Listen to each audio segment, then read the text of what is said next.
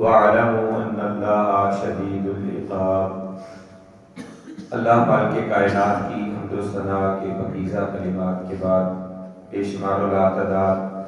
لاکھوں کروڑوں بار درود و سلام ہو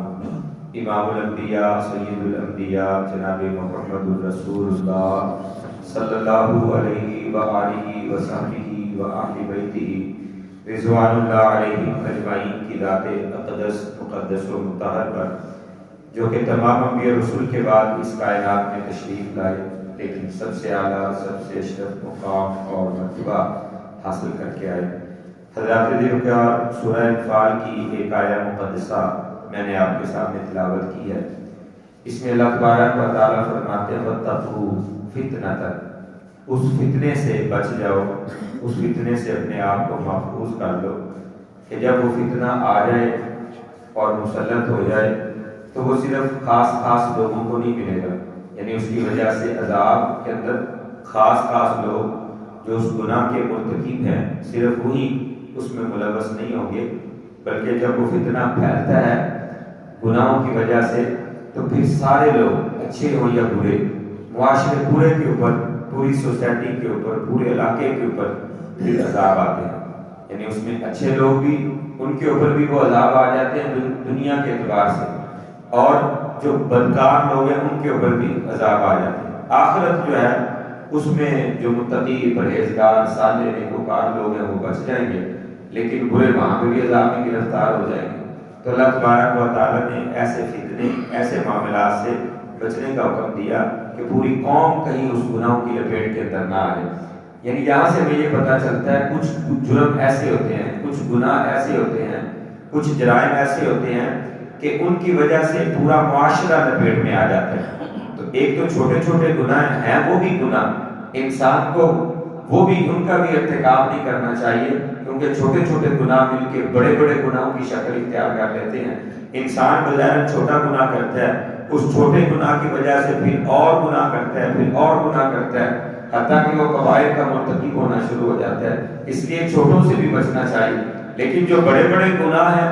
جو انسان کو ہلاک کر دینے والے ہیں، برباد کر دینے والے ہیں، ایک حدیث مبارکہ اس ضمن میں آپ احباب کو سنانا چاہتا ہوں انتہائی اختصار کے ساتھ۔ صحیح بخاری میں یہ حدیث مبارکہ ہے، حضرت ابو ہریرہ رضی اللہ تعالی عنہ اس حدیث مبارکہ کو بیان فرماتے ہیں کہ اللہ کے پیارے نبی جناب محمد الرسول اللہ صلی اللہ علیہ وآلہ وسلم نے ارشاد فرمایا اجتنبوا الموبقات، اجتنبوا بچو ایسے گناہوں سے جو ہلاک کر دینے والے ہیں، موبقات ہیں، تباہ کر دینے والے ہیں، مہلک ترین گناہ ہیں، ایسے گناہوں سے اپنے آپ کو بچاؤ، خود بچو ایسے گناہوں سے۔ صحابہ نے کہا ما ہونا یا رسول اللہ صلی اللہ علیہ وسلم، اللہ کے پیارے نبی کو جو بڑے بڑے گناہ ہیں وہ کون سے ہیں، ہمیں ان کے بارے میں آگاہ فرما دیجئے۔ قال، آپ صلی اللہ علیہ وسلم نے ارشاد فرمایا الشرک باللہ، پہلا گناہ جو انسان کو ہلاک کر دیتا ہے، مہلک گناہ ہے، تباہ و برباد کر کے رکھ دیتے ہیں۔ انسان کی نیکیاں بھی ہوں، اعمال صالح بھی کئی ہوں، اچھائیاں بھی ہوں، اس نے خدمت خلق کے کام کیے ہیں، رفاع عامہ کے کام کیے ہیں، دکھی انسانیت کی خدمت کی ہے، اچھے کام بھی اس نے کیے ہیں، لیکن شرک کی وجہ سے الشرک باللہ، اللہ کے ساتھ شرک، اللہ کے ساتھ کسی کو شریک ٹھہرانا، اللہ کی ذات میں کسی کو شریک بنانا، اللہ کے اختیارات میں کسی کو شریک بنانا، اللہ کی صفات میں کسی کو شریک بنانا، اتنا بڑا گناہ ہے، اتنا بڑا جرم ہے کہ اس کی وجہ سے اللہ تعالیٰ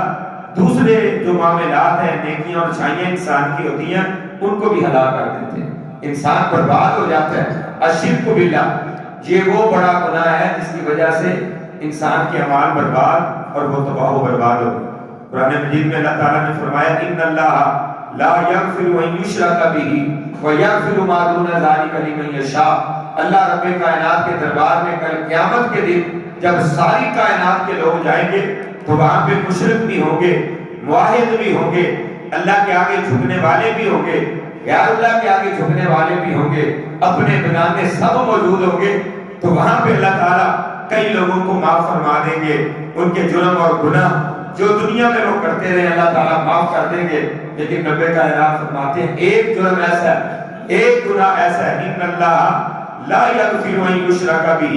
جس انسان نے اللہ کے ساتھ کسی کو شریک ٹھہرایا اس کا یہ جرم اللہ معاف نہیں کرے گا۔ وَيَغْفِرُ مَا دُونَ ذَلِكَ لِمَن يَشَاءُ، اس کے علاوہ جتنے بھی گناہ ہوں گے اللہ چاہے معاف کر دے، چاہے اس کی سزا دے کر پھر جنت عطا کر دے، جنت بہرحال مل جائے گی اسے، لیکن جس نے شرک کیا ہے